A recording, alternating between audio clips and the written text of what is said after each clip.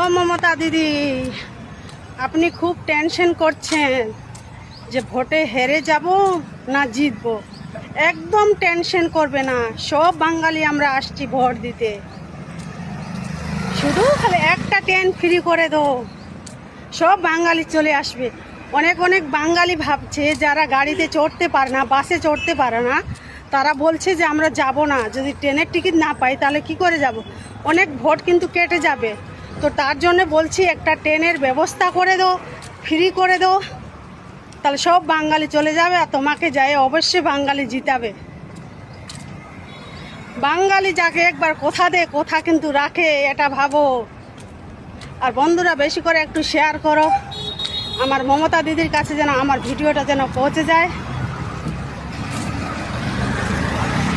আর মমতা দিদিকে সবাই ভোট দাও, যারা মমতা দিদির ফ্রেন্ড, যারা ভক্ত, তাদেরকে বলছি যারা ওর নুন খেয়েছো তারা নুন হারামি একদম করবে না, মমতা দিদিকে জিতাতেই হবে।